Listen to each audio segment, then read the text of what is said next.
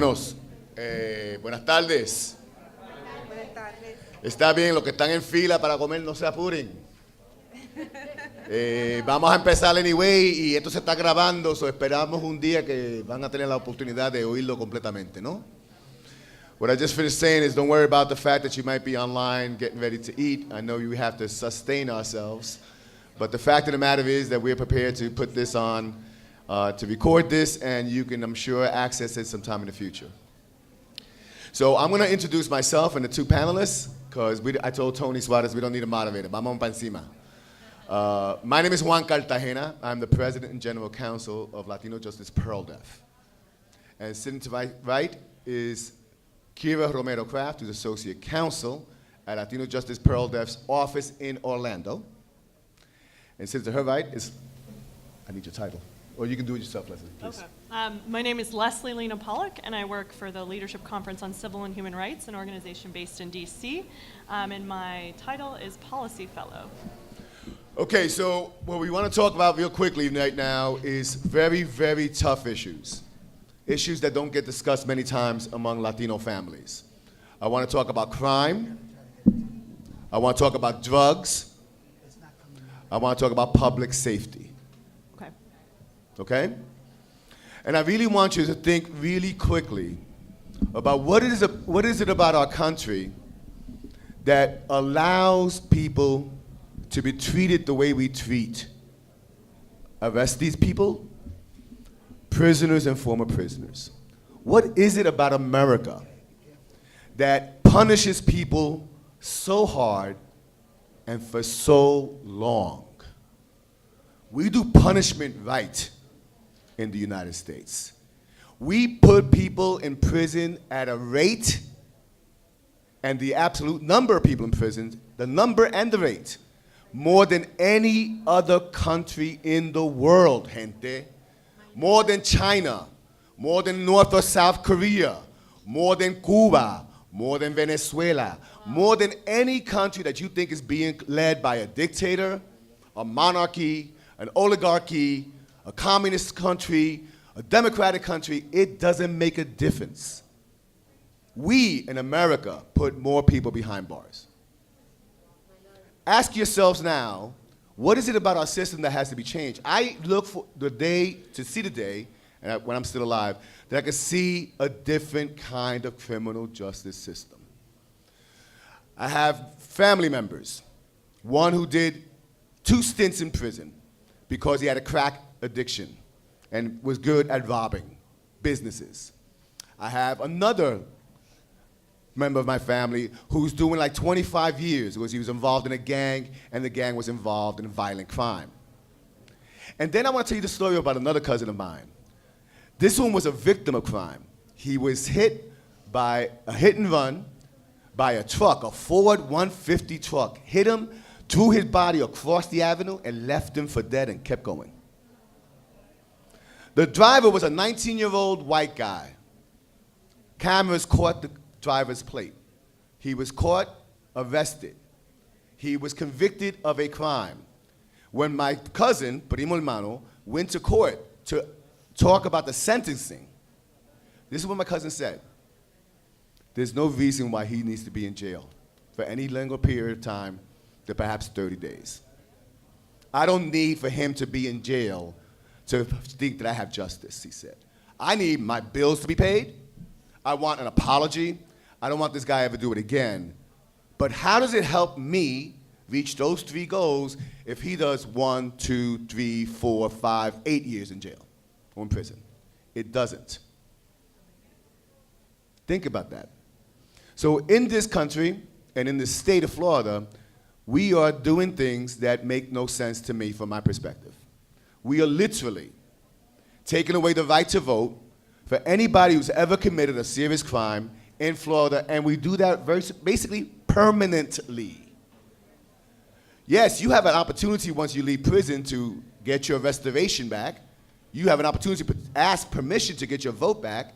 But right now there's 1.6 million citizens of the United States in Florida who cannot vote because of felony disfranchisement. Each of them can ask, they won't get that day. The waiting list is like 2 or 4 years long now. Imagínate later. Why do we take away the right to vote from prisoners in Florida when we don't do it in Puerto Rico and they vote from their prison cells? They vote from their prison cells in Canada. They vote from the prison cells in South Africa. They vote from the prison cells in Israel. But in the United States, you can only vote from your prison cell in Maine and Vermont. Not exactly the biggest Latino states that you can think of.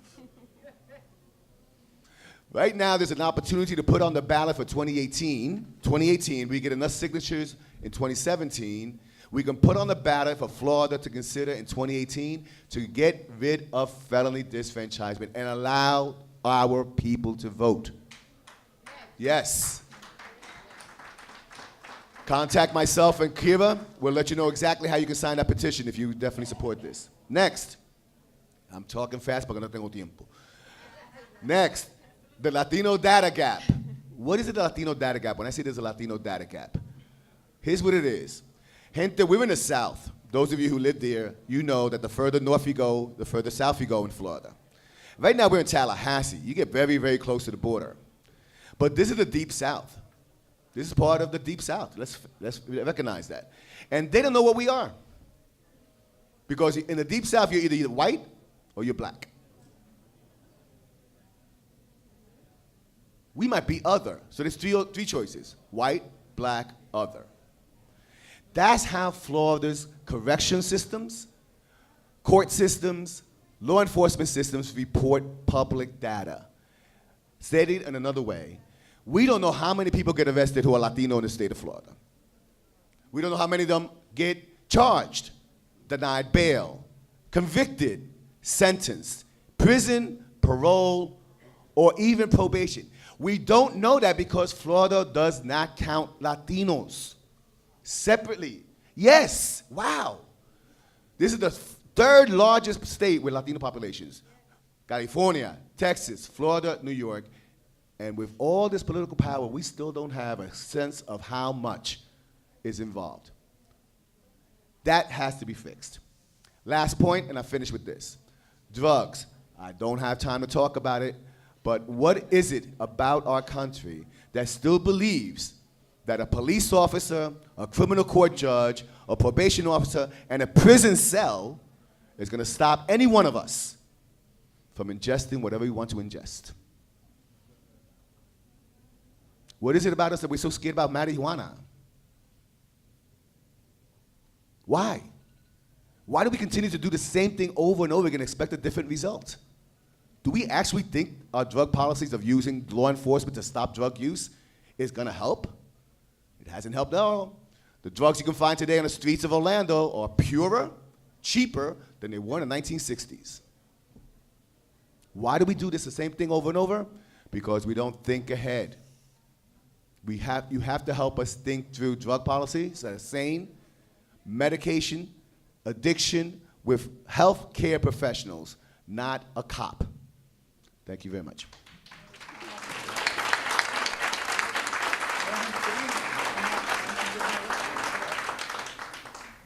Un placer estar aquí. Mi nombre es Kira Romero Kraft. I have the honor of serving with Juan Cartagena at the Orlando Office of Latino Justice. I feel very humbled to be here in this room with all of you. I have the honor of speaking today about something that is probably one of the things that people don't really like to think about when you think about criminal justice and potentially reform, but it's the death penalty. As a lot of you know, especially our folks from Central Florida, the death penalty has been in the news a lot. And unfortunately, it's been something that has been politicized, but what I want to share with you today is something hopefully that no one in this room is ever going to have to face, either from the victim side or from the side of having a family member be involved in this system. But it is what we need to look at. It is something that, however you consider yourself, atheist, Christian, if you believe in God, if you don't, if you believe in humankind, you must understand that this is an issue that Puerto Ricans specifically can take a leadership role on. Latinos can take a leadership role on, but you have to understand what the data is so that you can talk to your community. Talking this morning with legislators, they think, you're not going to have a hard time with this, Kira. You're Latina. You're going to talk to your Latina legislators, and they're going to be on your side. But the reality is not that. And any of you who talk to, my mom, my dad, and I tell them a case scenario, they're going to say, what are you even thinking about? Subsidizing someone to stay in prison for life. But I'm going to share with you some of the information that I think is important for you to know and to share with your community. And we're going to be leading a campaign to talk about this with our community.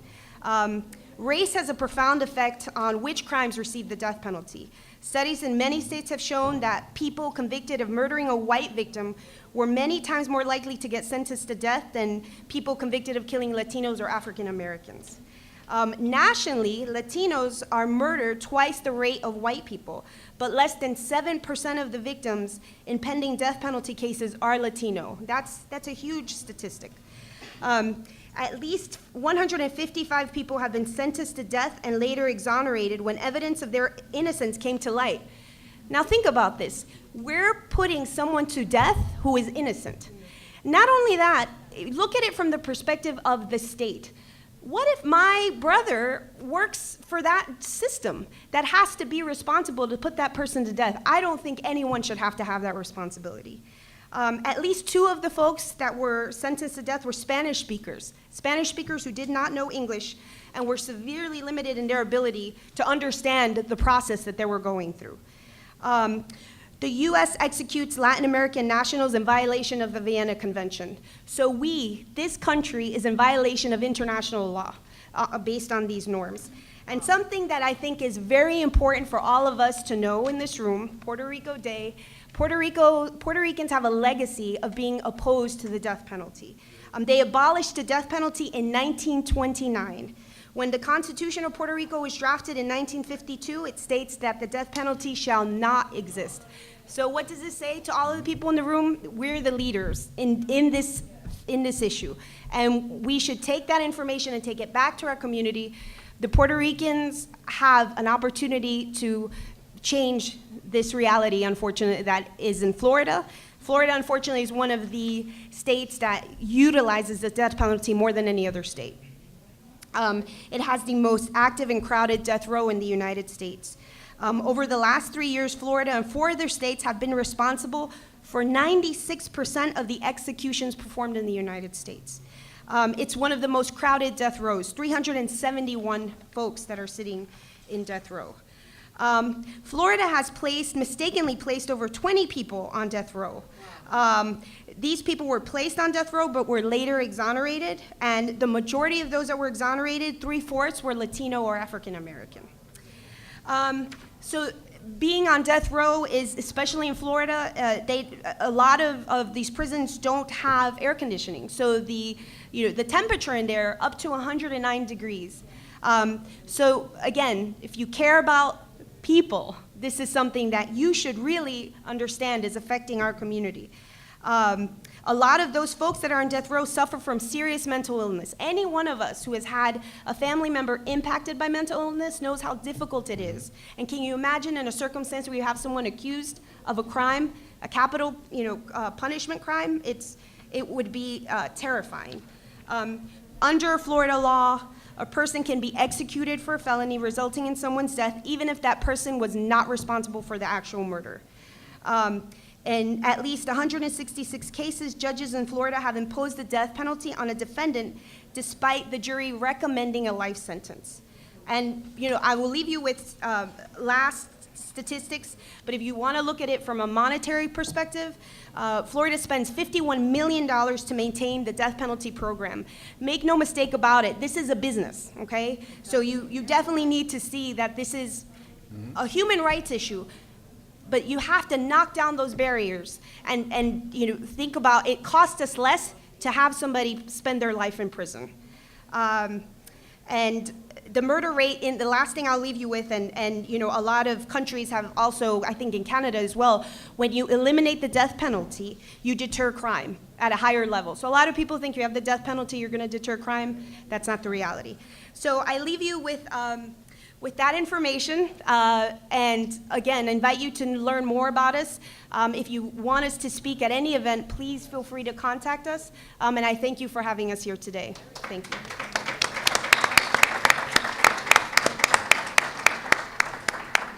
Okay, so Kira and Juan did such a great job of teeing up these issues. I work for the Leadership Conference on Civil and Human Rights. We're an organization, a coalition-based organization of over 200 organizations that span across different ethnic, religious, LGBTQ, pretty much everyone that's interested in advancing civil and human rights across this country. And we have been working with Latino Justice on criminal justice reform in Florida recently. We've also been working in Kentucky and Illinois, and so I wanted to start with an example from Kentucky. Similar to Florida, Kentucky is a purely red state, meaning the state house is the state, closer. The state house. Yeah? I'll just hold it. The state house is Republican controlled. This is Kentucky. Same in Florida. The state Senate Republican controlled and the governor is Republican. So it's a unique situation for trying to get criminal justice reform passed. Unique but not impossible. And I wanted to share two examples from our experience in Kentucky. They just wrapped up their legislative session, and the lessons we learned from those experiences. One is an experience of success. There was a bill in Kentucky called Senate Bill 120. It was produced on a bipartisan basis, and it ended up passing. It was a reentry, it was mostly a reentry bill, so it was sort of a back-end reform for people who were formerly incarcerated and had returned to their communities and their families. And so we worked hard on that bill, and I think one of the reasons why it was successful is in an environment that is such a red environment, is that it was very bipartisan. And we had gotten a co-sponsor, lead sponsor, who was Republican and who was a member of a key committee. So, you know, we take those lessons and apply it to Florida and try to emulate the same thing here, because when you're working in this type of situation, you really need to reach across the aisle for a lot of things, and that's not always the hardest thing to do, because reducing incarceration has a lot of benefits, including a cost to benefit, a human cost. You know, there's a lot of ways that you can include different communities in why this is a good thing for everyone. The failure, you can also learn from our failures. The failure in Kentucky was a bill, a Blue Lives Matter bill. I don't know if you all have heard of these. These bills have been cropping up all over the country. They basically make add to hate crimes laws any sort of attacks on police officers. So they include police officers as a protected class, and we can get into why that's a problem later. But one of the reasons why we found that this was a failure, it ended up passing we were in opposition, but we obviously did not succeed. One of the reasons was because they were very sneaky with this bill. It was in one committee, and then they referred it to another committee that had nothing to do with criminal justice. And so we kind of lost track of it for a little bit. But anyways, so I guess one of the lessons from that is we really need to have someone keeping track of the day-to-day business of the legislature, because things like that can happen on a moment's notice, and all of a sudden, you know, something moves forward that you don't want to move forward. We also didn't produce the groundwork that we needed on that bill. You know, a lot of these issues on criminal justice, you know, we need to educate our legislators. Some of them are completely on our side and they get it, but other ones, you know, they're not quite there yet. And there's so many reasons why we need to work on these issues together.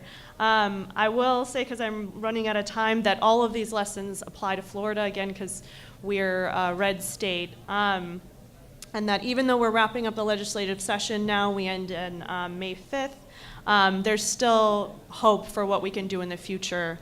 Particularly, one of the things that we at the Leadership Conference like to use as a mantra is something that we repeat many times over and over again is, in coalition there is power, in coalition there is strength. So we always work across the aisle in whatever, and not just the political aisle, but across different communities, because when we fight for these things together, they affect all of our communities, and when we fight for them together, we're much stronger. So I'll just, do I have time? Okay. Oh, I got 1 minute. Okay, so I just wanted to flag a couple things that have happened in this session. There's a bill on reducing mandatory minimums that was moving, but it might not, we're running out of time, but it is a key area of reform in the future. Any sort of sentencing reform, reducing mandatory minimums, eliminating mandatory minimums, reducing incarceration. We found a lot of success actually across the political aisle, especially with libertarians, because they're concerned about the financial benefits of reducing incarceration. So that's something to keep in mind in the future. There's a criminal justice task force that's being pushed through the Senate and through the Appropriations Committee that we are supporting, so keep a lookout for that. Juan mentioned the ballot initiative that we could use your help on.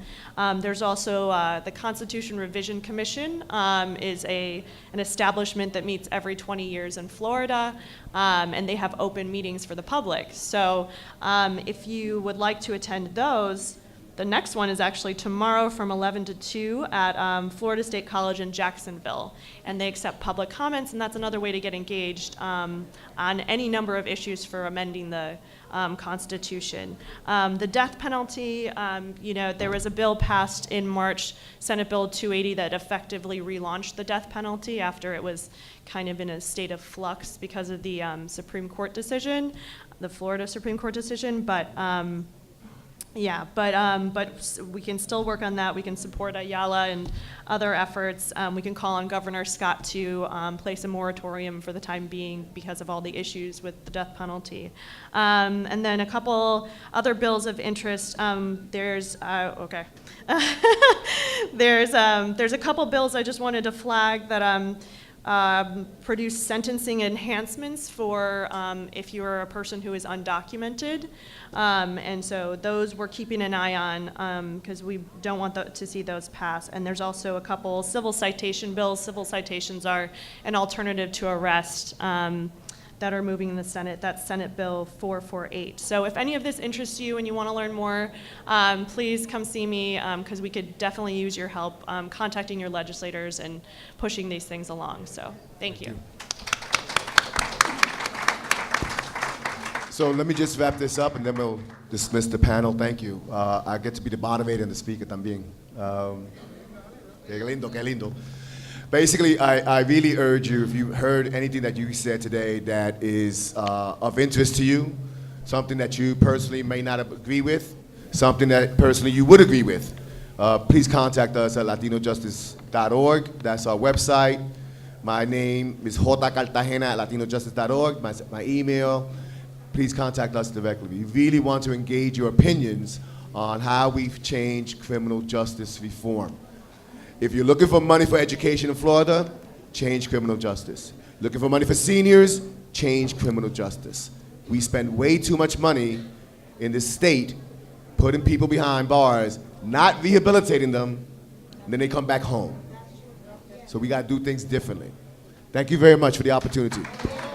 Thank you.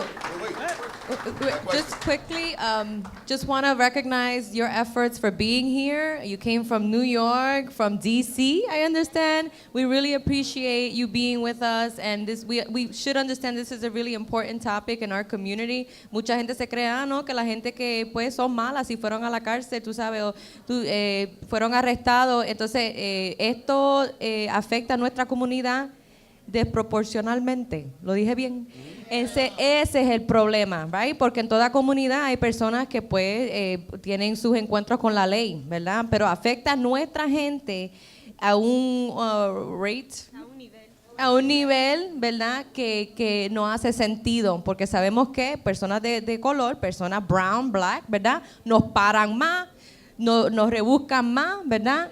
Y está racial profiling, ¿cómo se dice? Racial profile. En español. El perfil racial.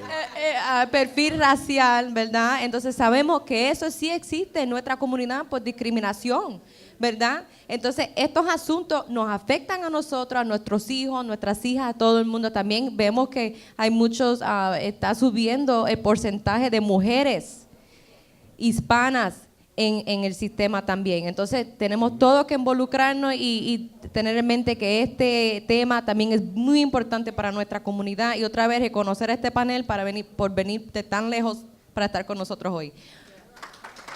Thank you. Can you apologize? I've got a question. One of the things that used to bother me and still bothered me, but I'm not sure what the status of this has been. I know you were working on this. And that is that once in Florida, once you're convicted of a felony, you lose your right to vote forever. Right. You know, and you have to jump through hoops to get the right to vote. I know you were working on that project. What's the status of that? Sure, I mentioned some of that before, Tony. We're definitely working on it because we have to fix that legislatively. It's very difficult to have a court challenge of felon disfranchisement. I've tried it. I've been part of the lawsuits for a long time. And we tried in the courts, especially in the Voting Rights Act, with no success, especially because felon disfranchisement is a relic of Anglo-Saxon law. It crossed the ocean when the English came to the United States. And in some states, it goes back. In New York, felon disfranchisement law goes back to the 1821. So it's been very difficult to understand and break that concept. That's because people who commit a crime in Anglo-Saxon tradition commit civil death. They exclude you, you never participate again. And that legacy in Anglo-Saxon law is a legacy of the state laws of all of our states. Let me just say, very, very importantly, that I was a former judge in Hoboken, New Jersey, municipal court, misdemeanor crimes. I know exactly what these issues are, and it's from very, very different angles. I've committed civil disobedience on behalf of the people of Vieques. I've been arrested, spent a night in jail. I've been convicted of a crime of civil disobedience and all that stuff. So I have to answer that question. Have you been arrested? Yes. Been convicted? Yes. But I have a job. For many of us, you have to answer that question. Have you ever been arrested? Even if it's wrong, and you have to answer yes, your solicitation for employment, your application just gets thrown away. There's over 1/3 of the American population who's looking for work today, who's in the labor force, has some form of criminal justice involvement. And if we think that it doesn't affect you, it affects all of us in so many ways. So I really urge all of us to consider what Tony's mentioning is the power of the vote and how that's intersected. But you look at every system, the healthcare system. For example, every system has an interconnection with criminal justice. If you get convicted of a felony in the United States, you no longer have access to higher education loans to go to college. No access. You have no access to public housing. In fact, if you visit your aunt in public housing, she can be evicted. Just because cometiste una tontería when you were 17 or 18 or 19 or 20 or 21, and you're now 50 years old, and you're still living with that badge. Esa marca. It doesn't go away because the United States still wants to punish you again and again and again. Y si yo conozco algo de la gente nuestra, de nuestra gente boricua, puertorriqueña, es que nosotros reconocemos el poder de darle misericordia, ¿no? To give a chance, a second chance, a third chance even, to understand que no somos perfectos, somos seres humanos. And if we have that in the way we do it in Puerto Rico and the way we should be doing it here, then I urge all of you to find a way to get that done here. That's where the money can be saved. That's where we can go further. And that's great. Unido con afroamericanos también y otras personas de este país who are victimized like crazy. That's it. I will end with this again. The polling data shows that if you're a person of color in the United States and have been a victim of crime, because remember, a lot of crime is against our own people, right? If you are a person of color and a victim of crime, you are more likely to support rehabilitation than simply punishment. You want to restore. It's like my cousin I told you in that car accident.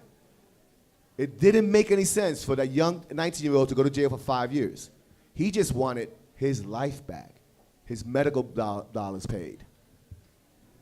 We have to remember that our people are at heart forgiving, principled, smart, and look at the long term. And we got to project that Puerto Rico Day 2018, 19, 20. As long as we have to change the way Florida does its jobs. Thank you very much.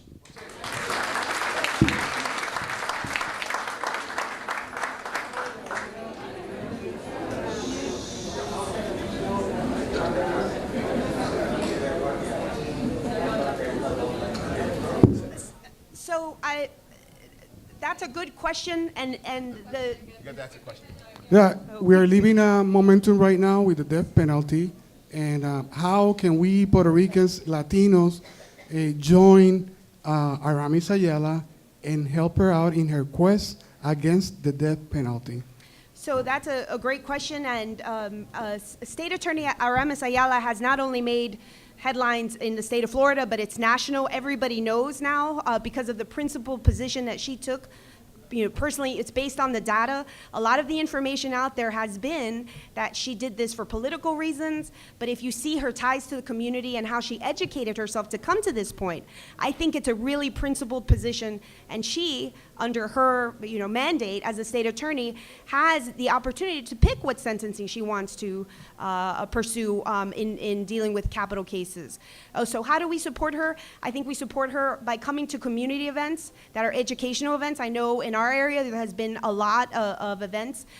Being involved with the news in terms of, there's a lot of things that are happening. They're trying to defund, her department. They're trying to take over $1 million away from her department.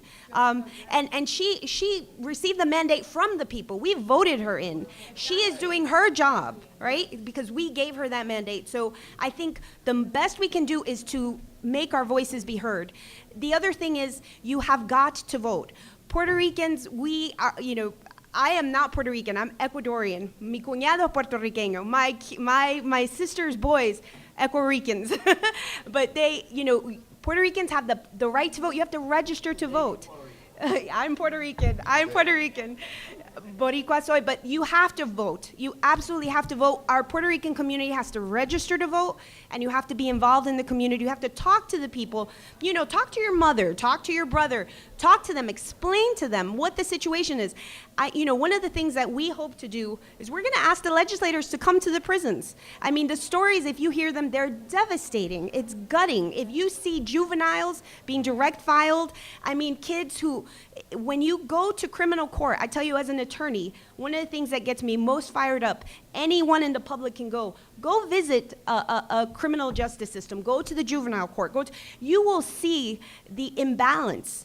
When you walk into that court system, you will hear what is happening to people as soon as you walk into the court system. So that is something, even last year I got a traffic citation. I wanted to pay it in person because I think I was close to the deadline. And I sat and I waited and I looked around and I said, how is it that everybody in this room is a person of color just for a traffic citation? But if you're a poor person, that traffic citation can be very difficult to pay for you. So this is the way the system ensnares us and continues to push us down. And so the way that you can help is to inform yourself, be committed to your community, and when you hear of anything that's happening, reach out to your community leaders because we need your help. We need you to be out there and talking and voting more than anything. You really need to use the power of your vote. Thank you. Thank you so Any much. other questions? Oh. Go ahead, Ida. Go ahead. We're going to keep you on a little bit, okay? Go ahead. Last question, okay. Put it on Facebook, put it on Craigslist, put it on any open public forum. Educate people like us that do this. Take it to the people. We hear you here, but they need to hear you out there. Okay? You're telling us to tell our families, tell us, remind everybody. This is so important. The fastest way to disenfranchise people is to take away their political voice. The fastest way to do that is whenever they commit a crime, slam them in the slammer foot of federal judge.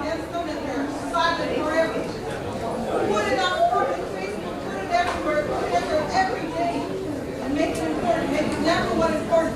Somos un millón. No, somos uno. Somos uno. Gracias, muchas gracias. Thank Yeah, you. the last question. Go I ahead. think just one comment towards that, just one comment before you have your, I want to recognize Jimmy Torres, Iniciativa Acción Puertorriqueña, because you guys really organize your group. And you, I mean, se ve aquí, se ve, la gente que está sentada aquí son de iniciativa, okay?